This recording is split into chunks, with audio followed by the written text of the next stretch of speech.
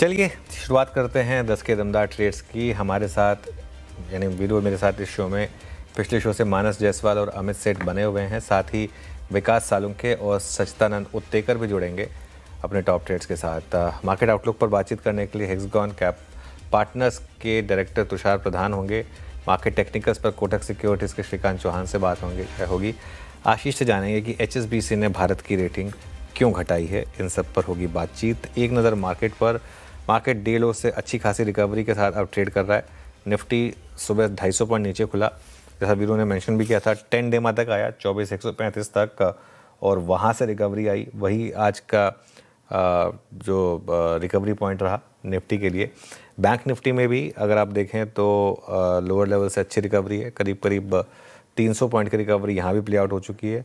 लेकिन असली रिकवरी है फार्मा इंडेक्स में और मिड और स्मॉल कैप में। फार्मा इंडेक्स आएगा आपकी स्क्रीन पर, ये मिड कैप हो गया, मिड कैप ग्रीन में आया। फार्मा ये देखिए 2% की रैली। और एक बार स्मॉल कैप भी रखिएगा जरा स्क्रीन पर, स्मॉल कैप में भी आज अच्छे मूव्स हैं। क्या चल रहा है आज? सबसे बड़ा मूव आया पिरामल फार्मा में 6% ऊपर, ओरेकल फाइनेंशियल 5.5% ऊपर। इसके अलावा Glenmark, Jio finance, tube investment, Hitachi energy, Aurobindo pharma, हुडको, मैनकाइंड, इन सब में अच्छी बाइंग रही। नीचे क्या रहा आपका? हेवल्स 5.5% नीचे अभी भी। और एक बार आप लेकर आइए ट्रेंड, आज का second accident of the day. और भी थोड़ी सी इस पे बात करना चाह रहा था मैं ट्रेंड पर, क्योंकि देखिए क्या है ना, ये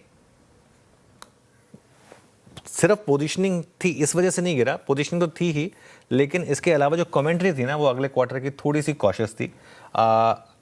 मैंने भी आज को ग्रीन में लिया था, लेकिन ये साफ कहा था कि इसमें प्रॉफिट बुकिंग आ सकती है हायर लेवल से, क्योंकि चल चुका है स्टॉक और अगले क्वार्टर की कमेंट्री जो है वो थोड़ी सी कॉशियस है। तो यहाँ पर बड़ी गिरावट आ रही है। अब देखिए 3.5% नीचे इस समय ट्रेंड।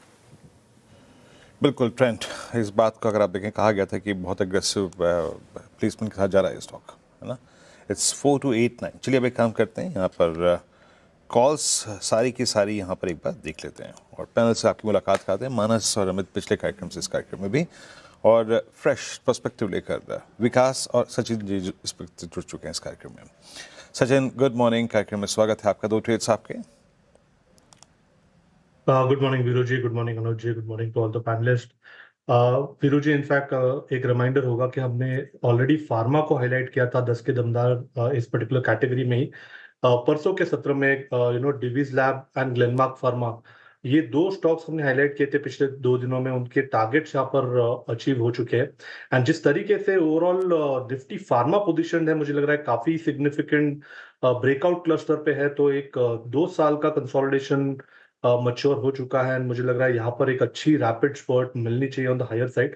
तो इसीलिए अभी भी फोकस करना है फार्मा पे। जो स्टॉक मैंने चूज किया है वो लुपिन का है। पिछले 6 हफ्तों के कंसोलिडेशन का एक यहाँ पर ब्रेकआउट नजर आ रहा है। 2300 लेवल के आसपास का एक हर्डल इसने कॉन्फिडेंटली पार किया है। एंड जिस तरीके से डेटा है, इमीडिएट बेसिस पे 2440 तक की एक मूव यहाँ पर अनफोल्ड हो सकती है। तो यहाँ पर फ्रेश लॉन्ग पोजीशंस चेस करने की सलाह होगी 2320 के स्टॉप लॉस के साथ लुपिन के फ्यूचर्स में, for a target of 2440। Disclosure होगा कि हमने हमारे क्लाइंट्स को भी ये रिकमेंडेशन दी है। जो second stock on our radar है वो है मजगांव डॉक का। यहाँ पर भी रिलेटिव स्ट्रेंथ काफी सिग्निफिकेंट रही है। पिछले 3 हफ्तों से यहाँ पर लगातार एक higher top higher bottom sequence है। अपने 5 डे एक्सपोनेंशियल मूविंग एवरेज के सपोर्ट को पकड़ के ये पर्टिकुलर स्टॉक चल रहा है। जिस तरीके से 2700 के आसपास का एक कॉल ओआई का क्लस्टर है, मुझे लग रहा है वो अगर दबाव पे आ जाता है, वहां पर अगर अनवाइंडिंग होती है, तो लगभग एक 2840 से 2880 तक की एक रैपिड मूव नजर आनी चाहिए। तो यहाँ पर फ्रेश लॉन्ग पोजीशंस अभी भी ऐड करने की सलाह होगी मजगांव डॉक के फ्यूचर्स में। स्टॉप लॉस आपको 2658 पे लगाना है ऑन क्लोजिंग बेसिस। पहला टारगेट होगा अराउंड 2840 का, सेकंड टारगेट होगा अराउंड 2880 का। ओके, चलिए ये इस समय आपके लिए सचिन जी की ट्रेड्स हो गई 2। विकास जी गुड मॉर्निंग, आपकी 2 ट्रेड्स। गुड मॉर्निंग अनुज जी। देखो, मेरा दोनों भी कॉल बाई साइड में रहेंगे। पहले तो पावर ग्रिड में मुझे लगता है कि लास्ट 3 से 4 ट्रेडिंग सेशन में हमने देखा है कि 320 को अच्छे से मेंटेन करते हुए देखने मिल रहा है। यहाँ पे जो डायरेक्शन इंडेक्स है वो स्ट्रेंथ दिखाते हुए देखने मिल रहा है, तो मुझे लगता है पावर ग्रिड को यहाँ पे बाय किया जा सकता है। 314 का स्टॉप लॉस लगाना है। ऊपर में 338 के आसपास के टारगेट मुझे यहाँ पे आते हुए देखने मिल रहा है। एक अग्रेसिव अपमूव यहाँ पे पावर ग्रिड में आते हुए देखने मिल सकता है। दूसरा मेरा बाय कॉल रहेगा एसआरएफ। हालांकि मैंने कल भी क्लोजिंग शो में भी एक स्टॉक मेंटेन किया था। मुझे लगता है कि यहाँ पे जिस हिसाब से ये साइडवेज मोमेंटम कर रहा था और यहाँ पे एक fresh breakout downward trend line का देखने मिल रहा है 2500 पे। आज भी वापस वो 2500 के ऊपर एसआरएफ ट्रेड करते हुए देखने मिल रहा है, तो 2620 का टारगेट यहाँ पे आते हुए देखने मिलेगा। 2440 का इंपॉर्टेंट बेस ऑलरेडी बन चुका है, तो 2440 के स्टॉप लॉस से एसआरएफ को बाय करना है 2620 के टारगेट। ओके, ये आपके ट्रेड हो गए। एसआरएफ अच्छा इंट्राडे रिवर्सल है यहाँ पर, डी हाई पर आके ट्रेड करता हुआ। आगे चलते हैं, बात करते हैं अमित जी से। अमित जी, आपके 2 ट्रेड्स और आपके सुबह के दोनों ट्रेड्स बेहद शानदार रहे। अब आपके ऊपर और जिम्मेदारी है और अच्छा करना है, बताइए क्या पिक कर रहे हैं? विरेन जी, मेरा पहला ट्रेड रहेगा जियो फाइनेंशियल सर्विसेज। यहाँ पे अगर हम चार्ट देखें तो यहाँ पे रिसेंटली एक फॉलिंग वेज का ब्रेकआउट था। उसके बाद यहाँ पे एक रिजल्ट्स आया, हल्का फुल्का रिएक्शन था और रिजल्ट का लो स्टॉक नहीं तोड़ रहा है। इनफैक्ट स्टॉक ने अब चार्ट्स पे एक हायर लो बना लिया, which is a very good combination after wedge breakout. तो इसे बाय करना है। 247 का प्राइस है लगभग। 242 का स्टॉप लॉस रहेगा और जियो फाइनेंशियल्स के टारगेट्स रहेंगे 257 के। सेकंड स्टॉक वीरेन जी, 2 दिन पहले एचयूएल दिया था। एचयूएल अभी भी काफी स्ट्रांग है और इनफैक्ट यहाँ पे एक अच्छा खासा मोमेंटम हम देख रहे हैं। तो एचयूएल के हमारे नियर टर्म टारगेट्स रहेंगे 2450, 2450 के, और स्टॉप लॉस हम रखेंगे 2370 रुपए का। ओके, हिंदुस्तान यूनिलीवर 3 दिन से लगातार वन वे बाइंग है यहाँ पर। ट्रेड्स मानस जी की बाकी, राइट? मानस जी, आपकी 2 ट्रेड है समय की। तो देखिए अनुज जी, पहला है जाइडस लाइफ, जहां पे स्टॉक करेक्ट हुआ था 200 मूविंग एवरेज पे सपोर्ट लेके वापस रिकवरी देखने को मिल रही है। तो 934 रुपए का स्टॉप लॉस लगाएंगे। 980 रुपए तक के टारगेट्स पॉसिबल है जाइडस लाइफ में। जो दूसरा स्टॉक है वो कैम्प्स का है, जहां पर एक फ्लैग पैटर्न का ब्रेकआउट है। तो कैम्प्स में करंट लेवल्स पे खरीदारी करेंगे। 754 का स्टॉप लॉस लगाना है। 800 रुपए तक के टारगेट्स पॉसिबल है। ओके, ट्रेड्स पूरे हो गए यहाँ पर। कैंप्स, जिसका उल्लेख हमने शायद बाजार खुलते ही साथ किया था, आशीष भाती जी से इस पर ट्रेड पे एक व्यू भी लिया था। अच्छा करता हुआ यहाँ से अब शुरू होगा थोड़ा सा स्ट्रगलिंग फेस। एक पुल बैक दे दिया, अब 56,900। अब आप कॉलाइटस की ट्रेजेक्टरी में फिर आ रहे हैं। अब आप फिर कॉलाइटस की ट्रेजेक्टरी में आ रहे हैं, है ना? एक तो चार्ट चेक लेता हूँ, फिर उसके बाद आगे बढ़ेंगे, इस डिस्कशन को आगे बढ़ाएंगे। एमएनएम आज कोलैप्स हुआ है। एमएनएम में गैप डाउन था, गैप डाउन के बाद फर्दर प्रोसीड करता हुआ। सचिन, आपका टेक क्या है? आई मीन, आज टीवीएस मोटर्स को देखिए, आप एमएनएम को देखिए, अब फोर्स मोटर्स को देखिए, आप सारे कोलैप्स हो रहे हैं। यहाँ पर सेंस क्या कह रहा है आपका इस वक्त? वीरू जी, मुझे लग रहा है ये थोड़ा सा टेम्पररी हो सकता है। निफ्टी ऑटो का भी जिस तरीके से स्ट्रक्चर है, एक कंसोलिडेशन से अपमूव की ही यहाँ पर गुंजाइश है। स्पेसिफिकली अगर हम एमएनएम की बात करें तो आई थिंक 3100 से 33,000, आई थिंक ये पर्टिकुलर जोन मुझे लग रहा है थोड़ा सा एक कंसोलिडेटिव जोन हो सकता है। मेजर कोई रिवर्सल्स के संकेत नहीं है, तो हो सकता है कि थोड़े टाइम के लिए एक पॉज रहे, एक अच्छा कंसोलिडेशन यहाँ पर एग्जिबिट हो जाए before the bull trend again resumes. तो मुझे लग रहा है यहाँ पर फ्रेश शॉर्ट्स वगैरह कुछ ऐड करने की जरूरत नहीं है। थोड़ा सा मॉनिटर करें पोजीशंस। इवेंचुअली मुझे लग रहा है जो मूव होगी वो ऑन द पॉजिटिव साइड ही होनी चाहिए। Okay, on the positive side ही होनी चाहिए। यहाँ पर भी मूव हुआ एमएनएम में, मार्केट में अच्छी रिकवरी है और क्लियरली फार्मा लीड कर रहा है अब उसको। अब आगे बढ़ते हैं। हमारे साथ हेक्सागन पार्टनर्स के डायरेक्टर तुषार प्रधान मौजूद हैं। उनसे समझते हैं कि अब मार्केट में क्या रणनीति बनाए। Tushar ji, good morning. तुषार जी, अब मार्केट पर व्यू क्या है? क्योंकि एक बड़ी गिरावट आई वॉर रिलेटेड, वो हमने मोर और लेस काफ़ी हद तक उसकी रिकवरी देख ली। अब अर्निंग सीजन भी शुरू हो गया है, लेकिन कच्चा तेल अभी भी 100 के ऊपर है। ऐसे में अब आप मार्केट पर कंस्ट्रक्टिव हैं इन लेवल्स पर या थोड़ा सा कॉशियस हैं? नहीं, मैं तो कायम ही कंस्ट्रक्टिव रहा हूँ और मेरे ख्याल से जो भी कठिनाई हम जियोपॉलिटिक्स में देखते हैं या कोई भी ग्लोबल इवेंट में देखते हैं, तो मेरे ख्याल से उसको 2 तरीके से देखना चाहिए। क्या उस सिचुएशन का इंडियन कंपनियों पे एक्चुअल इम्पैक्ट है, हाँ या ना? और अगर है तो कितने देर तक रहने की संभावना है? ये दोनों चीज़ें अगर हम हमेशा देखते रहें तो मेरे ख्याल से हमारी इन्वेस्टिंग थोड़ी सी आसान हो जाती है। अब फिलहाल का सिचुएशन ऐसा है कि ज़्यादातर कच्चे तेल पर इंडिया काफ़ी रिस्पॉन्सिबल है, मतलब we are very very I would say sensitive to that, because हमारे सबसे ज़्यादा जो कच्चे तेल के और गैस के खास करके डिलीवरीज आती हैं वो मिडल ईस्ट से आती हैं। तो मेरे ख्याल से ये इंडिया की वल्नरेबिलिटी है, जहाँ पर हमें देखना है कि ये कितने स्तर तक चले जाता है। तो मेरे ख्याल से आजकल की जो जियोपॉलिटिकल डेवलपमेंट्स है उससे समझ में आता है कि दोनों जो साइड्स हैं वो कुछ सुलह करने की आशा में हैं। हाँ, मतलब जो कहने की बातें हैं और पोजीशनिंग है और जिसको हम कहेंगे कि प्रोपोजिशनिंग है कि मैं ये करूँगा, वो करूँगा फिलहाल, वो थोड़ा-सा एग्रेसिव लगता है। मगर अगर आप लॉन्ग टर्म में देखें तो किसी को युद्ध की ज़रूरत नहीं है, इससे सभी का नुकसान होता है। तो मेरे ख्याल से एक समय की पाबंदी है कि यहाँ उसके ऊपर हम कहाँ तक उसको चिंतित रहें।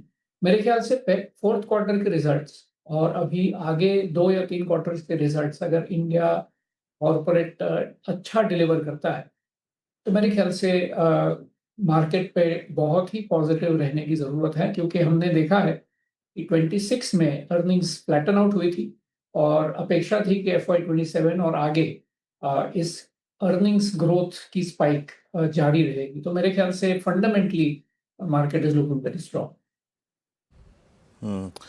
सर, लेकिन दो बातें जो हमारे अगेंस्ट इस वक्त चल रही हैं, हमने नए RBI गवर्नर के, अगर आप देखें इस कार्यकाल में, बड़ी अच्छी एक रेट कट साइकिल को एंजॉय किया।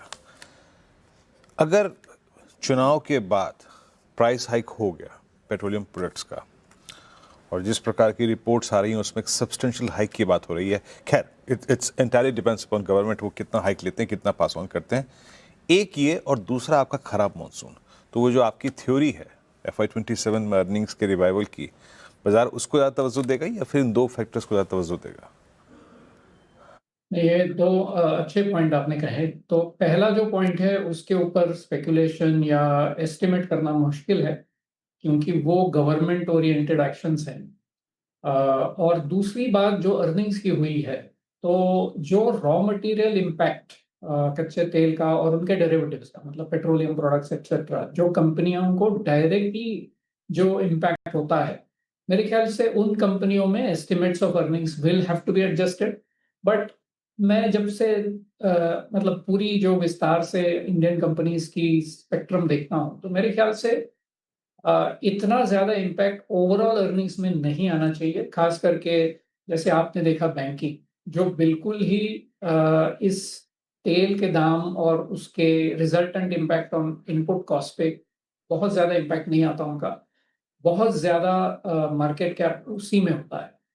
दूसरी बात, अगर आईटी भी देखें तो मेरे ख्याल से वो भी एक एरिया है जहाँ पे इसका कोई डायरेक्ट इम्पैक्ट नहीं आता। तो ऐसा अगर हम जाते जाएं तो मेरे ख्याल से जो नॉइज है कि तेल के दाम से क्या इम्पैक्ट होने वाला है और अर्निंग्स पे उसका कितना इफेक्ट होगा, मेरे ख्याल से उसमें नॉइज ज़्यादातर ज़्यादा है। और अगर आप सिग्नल की तरफ देखें कि भाई उससे अर्निंग्स पे कितना इम्पैक्ट है, तो मेरे ख्याल से अगले 2 क्वार्टर्स में ये साबित हो जाएगा कि ये इस तरफ है या उस तरफ। तो मैं उस कैंप में हूँ जो समझते हैं कि 2 क्वार्टर्स में शायद अगर इम्पैक्ट आए भी, तो 2 क्वार्टर्स का मतलब है 6 महीना यहाँ से। अगर 6 महीने में ये सिचुएशन अगर सॉल्व हो गई हो, तो मेरे ख्याल से सेंटिमेंट भी उस तरफ का पॉजिटिव होने लगता है। मगर आप देखेंगे कि मार्केट एक क्राइसिस से दूसरे क्राइसिस तक चले जाता है, तो ये क्राइसिस शायद 6 महीने हम भूल भी जाए होंगे और आगे की क्राइसिस हम सोचते होंगे कि शायद मॉनसून और एल नीनो इफेक्ट का इम्पैक्ट क्या होने वाला है, डिमांड का वगैरह वगैरह। तो मैं समझता हूँ कि ये सिचुएशन हमेशा जारी रहती है।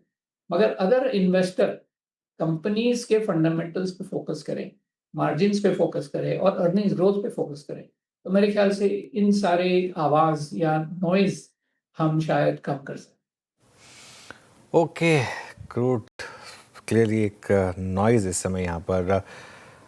ये Tushar ji, large cap IT पर अब क्या व्यू बन रहा है? क्योंकि एक चीज़ तो क्लियर हो गई है कि यहाँ मार्केट अभी भी काफ़ी नर्वस है। HCL टेक के नंबर्स के बाद कल बड़ा कोलैप्स आया, आज इन्फोसिस के भी नंबर्स आएंगे, लेकिन दिक्कत ये है कि लार्ज कैप आईटी में अभी भी अर्निंग्स ग्रोथ नहीं है। ऐसे में आपका क्या व्यू होगा यहाँ पर? देखिए, ये तो सिचुएशन काफ़ी एक 6-8 महीने में डेवलप हो रही थी, क्योंकि हमने देखा कि इनकी dollar over dollar revenue growth शायद ही 5 या 7% की मैक्सिमम होने की संभावना थी। और हमने देखा है कि मार्जिन प्रेशर यहाँ पर ज़्यादा है, क्योंकि एआई को लेके जो हमारे क्लाइंट्स होंगे आईटी कंपनीज़ के, वो समझते होंगे कि आप एआई डिप्लॉय करने के बाद हमें प्राइसिंग में थोड़ी-सी डिस्काउंट देंगे, क्योंकि आपको इतने लोग अब वही डिलीवर करने के लिए शायद ना लगे। मगर देखिए, ये सारी चीज़ें अभी आज के ज़माने में हेडलाइंस हैं, मगर वो जब एक्चुअल कंपनी ऑपरेशंस में ट्रांसलेट होती हैं, उसको काफ़ी समय लगता है। तो मेरे ख्याल से फिलहाल के लिए सेंटिमेंट इस सेक्टर के बारे में नेगेटिव है। और हमने ऐसे भी देखा है कि लार्ज आईटी कंपनीज़ ने बहुत पहले भी काफ़ी ऐसे कठिनाइयों का सामना किया है, और उन्होंने अपने आप को रीइन्वेंट करके over a period of time they have managed to show that they are more resilient. तो अब यहाँ विश्वास की भावना है कि भई आप समझते हैं कि ये कंपनियाँ जो अभी इतने अरसे से काम कर रही हैं, क्या इस सिचुएशन को एडजस्ट करने के बाद फिर आपको अर्निंग्स ग्रोथ दिखा पाएँगी? यहाँ पे काफ़ी अनसर्टेनिटीज़ हैं और काफ़ी क्वेश्चन्स हैं जिसका आज हमारे पास उत्तर नहीं है। मगर वैल्यूएशंस को देखें तो मेरे ख्याल से बहुत लॉन्ग टर्म एवरेजेस से इनकी वैल्यूएशन अब शायद कम पे मिल रही है। अगर आपको ये व्यू है कि ये कंपनियाँ रेज़िलिएंट होके वापस they will bounce back, then I think it's a good entry point. मगर आपको लगता है कि स्ट्रक्चरली इस धंधे में शायद एक गिरावट आने की संभावना है, और जिस मल्टीपल पे हम एवरेज देखते थे, शायद वही एवरेज अगर कम हो गया हो, तो मेरे ख्याल से वो एक दूसरा नज़रिया होता है इन कंपनियों को देखने का। मैं समझता हूँ कि with in IT space, mid cap IT जो ज़्यादातर स्पेशलाइज्ड क्लाइंट्स और स्पेशलाइज्ड नीश एरियाज़ में काम करता है, मेरे ख्याल से वहाँ अपॉर्च्युनिटी ज़्यादा है। लार्ज कैप आईटी में ज़्यादातर डिफरेंशिएशन भी नहीं, मतलब अगर सबसे बड़े 2 या 3 कंपनियाँ लें, तो मेरे ख्याल से उनकी बिज़नेस मॉडल में ज़्यादातर तब्दीली नहीं है। इसका ये मतलब हुआ कि वो काफ़ी जेनेरिक प्ले होते हैं। तो मेरे ख्याल से अगर अल्फ़ा की अगर आप ढूँढने की कोशिश करें, तो शायद आपको मिड कैप आईटी में मिलेगा, मगर IT as a space continues to be interesting whichever company you. Okay अच्छा तुषार जी, एक बात और है, इस पूरे वॉर के दौरान बाजार ने टेक्निकली अपने आप को शिफ्ट किया। अभी तो खैर हम अर्निंग्स पे फोकस कर रहे हैं, बट आप देखिए एक महीने में आप एनर्जी स्टॉक्स का, पावर स्टॉक्स का हाल, और इवन मैं एक चीज़ तो भूल ही गया था, दैट्स एथेनॉल स्टोरी, है ना। आज प्राइज इंडस्ट्रीज़ को देखिए क्या बड़ा मूव दे रहा है यहाँ पे। आई मीन एक ज़माने बाद बड़े एवरेजेस क्रॉस हो रहे हैं यहाँ पर। आपका टेक क्या है? क्या अब थोड़ा सा पोर्टफोलियो में इन स्टॉक्स का वेटेज बढ़ाना चाहिए क्या फॉर द टाइम, या फिर एटलीस्ट कुछ समय के लिए? देखिए, ये मैं जहाँ तक समझता हूँ कि इन्वेस्टमेंट्स जो हैं वो ज़्यादातर लॉन्ग टर्म के लिए हम देखते हैं, हमारी पोर्टफोलियो जब हम बनाते हैं। बीच में आपको कई टैक्टिकल अपॉर्चुनिटीज़ मिल जाती हैं। मेरे ख्याल से जो सिक्लिकल अपॉर्चुनिटीज़ होती हैं, जो मेटल्स में हो या एनर्जी स्टॉक्स में, जो तेल के दाम से उनकी फॉर्च्यून्स जब बदलती हैं, तो वहाँ पे पोर्टफोलियो में इंक्लूड करना उसको मैं टैक्टिकल एलोकेशन में गिनता हूँ। जहाँ तक लॉन्ग टर्म का सवाल है, मेरे ख्याल से पावर मैन्युफैक्चरर्स, क्योंकि यहाँ पर इंडिया में आप देखेंगे कि एक शिफ्ट है from traditional fossil fuels to green. मेरे ख्याल से एक बड़ा ट्रेंड है, और हमने अभी आगे 10-15 साल में हमें उसकी जो फ्लावरिंग है वो देखने मिलेगी। शायद उस तरीके से अगर आप पोर्टफोलियो पोजीशन करें तो वहाँ कोई अपॉर्चुनिटी बनती है। जब आप दूसरी चीज़ों के बारे में कहते हैं कि फार्मा हुआ या जो भी फिलहाल के लिए मूव हो रहा है, मेरे ख्याल से उसको फंडामेंटली लॉन्ग टर्म के नज़र से देखने की ज़रूरत है, अगर उसको पोर्टफोलियो में तब्दीली अगर आपको लानी है। टॉपिकल चीज़ें जो सिक्लिकल होती हैं और शॉर्ट टर्म के लिए होती हैं, वो तो हमेशा फंड मैनेजर के ऊपर रहता है कि उसको क्या प्ले पसंद आता है, वो किसको इंक्लूड करे, किसको एक्सक्लूड करे। मेरे ख्याल से ये इवॉल्विंग स्टोरी है, जैसे आप न्यूज़ में कहते हैं कि इमर्जिंग न्यूज़ है। मेरे ख्याल से थोड़ा और समय वेट एंड वॉच करने की ज़रूरत है। आज का सबसे शानदार मूव फार्मा में आ रहा है तुषार जी। फार्मा काफ़ी समय से अंडर परफॉर्मर रहा था, लेकिन अब थोड़े से ऑफ लेट अच्छे मूव्स आने शुरू हुए हैं यहाँ पर। इधर क्या व्यू है आपका? देखिए फार्मा भी काफ़ी वाइड स्पेक्ट्रम की कंपनियां उसमें हैं। तो जहाँ पर जिसको हम कॉन्ट्रैक्ट रिसर्च कहते हैं, और जहाँ पर हम जेनेरिक मैन्युफैक्चर कहते हैं, जहाँ पर हम ज्योग्राफी रिलेटेड एक्सपोर्ट ओरिएंटेशन कहते हैं, जहाँ पर यूएस जेनेरिक्स की बात आती है, तो ये सारी कंपनियां हम एक साथ फार्मा करके कह तो देते हैं, मगर शायद वो गलत होगा उसका उपयोग। तो मेरे ख्याल से यहाँ भी बॉटम अप जाने की ज़रूरत है, जहाँ पर हम इस बात को लेके तसल्ली रखें कि यहाँ तक 2, 3, 4 साल तक विजिबिलिटी है और प्राइसिंग पावर कंपनी के पास है। जेनेरिक्स में जनरली आपने देखा होगा कि प्राइसिंग पावर कम होती है, और India in any case is one of the lowest cost producer of generics in the world. तो वो अपॉर्च्युनिटी उस तरीके से देखने की ज़रूरत है, उसको ज़्यादा मल्टीपल नहीं दे सकते उसको, मगर ग्रोथ है। और अगर आप कॉन्ट्रैक्ट रिसर्च की तरफ जाएँगे, तो वहाँ पर भी ग्रीनफ़ील्ड स्कोप है, वहाँ पर काफ़ी कंपनियाँ आगे बढ़ सकती हैं। तो मेरे ख़्याल से जब हम उसको हर तरीके से फ़ार्मा कंपनीज़ देखेंगे, तो मेरे ख़्याल से उसमें भी आपको बॉटम अप चॉइसेस रखने की ज़रूरत है। Pharma as a percentage of your total overall portfolio I think should remain in line with index weights, और उसमें आपको जो चॉइसेस हैं, वो शायद ऊपर-नीचे आ ओके शाह जी, बहुत बहुत शुक्रिया आज हमारे साथ जुड़ने के लिए और अपना व्यू सामने रखने के लिए। आगे बढ़ते हैं। अब HSBC ने भारत की रेटिंग घटाई है। HSBC का कहना है कि मौजूदा हालात में भारतीय कंपनियों के अर्निंग्स पर प्रेशर आ सकता है। आशीष से जानते हैं कि क्या कहा है HSBC ने अपनी रिपोर्ट में और क्यों है वो अंडरवेट। आशीष बताइए। बेरिश साउंड कर रहे हैं। दरअसल अगर आप देखें तो रेटिंग को इन्होंने डाउनग्रेड किया है। पहले जहां पर न्यूट्रल की रेटिंग थी, अब अंडरवेट की रेटिंग दे रहे हैं, और चिंता वही पुरानी है। दरअसल ये कह रहे हैं कि एक तो इन्फ्लेशन का खतरा यहाँ पर बना हुआ है, और साथ में आप देखें तो जो अर्निंग्स पर इम्पैक्ट है, डिमांड में थोड़ी सी कमजोरी है, इसका असर यहाँ पर आपको आगे देखने को मिल सकता है। और इस डाउनग्रेड के पीछे आप देखें तो काफ़ी बड़ा कारण ये है कि भारत की जो निर्भरता एनर्जी इंपोर्ट्स पर है बहुत बड़ी है। ये सिग्निफिकेंटली इम्पैक्ट यहाँ पर कर सकती है, और इसके चलते आप देखें तो जो डोमेस्टिक इन्फ्लेशन है वो बढ़ जाएगा। कहीं ना कहीं चिंता ये भी हो रही है कि डिमांड थोड़ी सी कम देखने को मिल सकती है, और इसी के साथ आप देखें तो जो अर्निंग्स को लेकर चिंता है अब वो थोड़ी सी गंभीर हो रही है। बता रहे हैं कि अर्निंग्स कितनी अच्छी आएंगी, कितने लंबे समय तक आ पाएंगी, इसको लेकर बड़ा संदेह है। इनफैक्ट ये बता रहे हैं कि हो सकता है कि आगे जाके जो कंसेंसस एस्टिमेट्स है इसमें डाउनवर्ड रिविजन आपको देखने को मिले। और ये बता रहे हैं कि जो एक्सपेक्टेशंस के लिहाज से देखें तो अर्निंग्स थोड़ी सी नरम रहेंगी। अब वैल्यूएशन बता रहे हैं कि ये स्टॉक्स में करेक्शन के साथ थोड़ी सी ठीक ठाक हो चुकी हैं, लेकिन यहाँ पर आप देखें तो बता रहे हैं कि कंपैरेटिवली अगर आप इन्हें देखें, इनके जो नॉर्थ ईस्ट एशिया के जो पीयर्स हैं, यानी मिसाल के तौर पर आप चाइना में देखें, जापान में देखें, कोरिया में देखें, तो वहाँ पर अर्निंग्स भी बहुत बढ़िया है, और साथ में जो वैल्यूएशन है इसका भी कंफर्ट इन्हें पसंद आ रहा है। और इसी के चलते आप देखें तो उन्होंने रेटिंग को डाउनग्रेड किया है, और साथ में जो दूसरे मार्केट्स हैं यहाँ पर ये ज़्यादा बुलिश साउंड कर रहे हैं। और फिलहाल के लिए देखें तो अर्निंग्स को लेकर काफ़ी बड़े यहाँ पर देखें तो डाउनग्रेड्स आए हैं। ओके, तो HSBC सतर्क, भारत को लेकर अंडरवेट क्यों, ये आपको रीजनिंग आशीष ने समझाया। आशीष बहुत बहुत शुक्रिया इसको पूरा एक्सप्लेन करने के लिए। श्रीकांत चौहान कोटक सिक्योरिटी से जुड़ चुके हैं। श्रीकांत नमस्कार। एक बदला स्वरूप बाजार को हमको देखने को मिला आज। कल IT ने मूड बिगाड़ा तो आज क्रूड 104 के आसपास। आप लोग पोजीशन कैसे हैं इस वक्त? क्या शॉर्ट कॉल ले रहे हैं आप, या फिर अभी भी बाय ऑन डिप्स के अप्रोच, और अगर हाँ तो किन स्टॉक्स पे? Good morning Virender, good morning Anuj ji. तो देखिए, वैसे इंडेक्स में अगर एक ब्रॉड अगर व्यू ले तो डेफिनेटली स्ट्रक्चर बहुत ही स्ट्रांग है।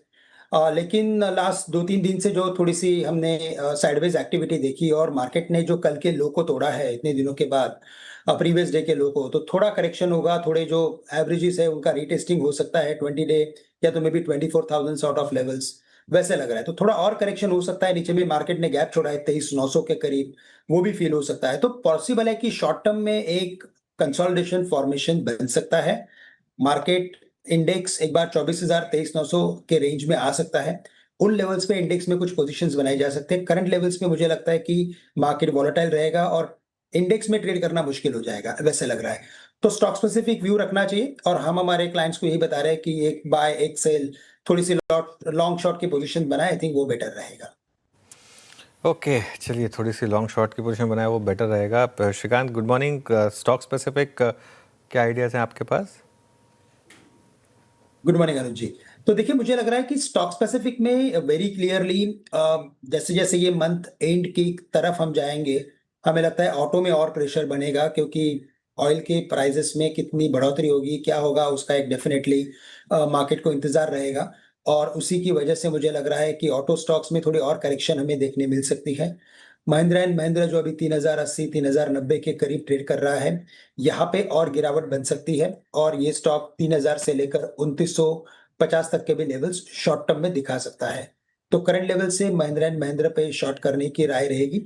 आज गैप डाउन ओपनिंग हुई है, लेकिन फिर भी करंट लेवल से भी इसे शॉर्ट किया जा सकता है। 3120 के स्टॉप लॉस के साथ शॉर्ट करें, 3000 और 2950 के टारगेट्स रखें। जैसे आपने कहा कि फार्मा स्टॉक्स में आज तेजी बनी है, यस पूरे सेक्टर में अच्छी तेजी बनी है और मुझे लगता है कि यहाँ पे टोरेंट फार्मा ये एक स्टॉक खरीदना चाहिए जो 4160 4175 के करीब ट्रेड कर रहा है। यहाँ से इसमें तेजी बनेगी तो ये स्टॉक 4300 4350 तक के लेवल्स दिखा सकता है और स्टॉप लॉस काफी नजदीक में है। तो 4100 का स्टॉप लॉस रखें और 4300 350 के टारगेट्स रखें for buying Torrent pharma. Torrent pharma, चलो ये हो गया इस समय की पिक्स। चलिए शो को समेटने का समय आ रहा है। श्रीकांत जी बहुत बहुत शुक्रिया आज हमारे साथ जुड़ने के लिए। और मार्केट देखें आप, रिकवरी आई लेकिन अब थोड़ा सा हायर लेवल पर आकर एक बार फिर थोड़ा सा फंसे, लेकिन देखते हैं क्या होगा आगे। बैंक निफ्टी फिर एक बार हायर लेवल से करीब 100 पॉइंट नीचे आया है, 56,733 पर 56,868 तक गए थे हम रिकवरी में। हालांकि मिड कैप और स्मॉल कैप में आज भी आउट परफॉर्मेंस है। इस शो को समेट रहे हैं और इसके बाद कंचन और श्रेया आपके लिए लेकर आएंगे ट्रेडर्स हॉटलाइन।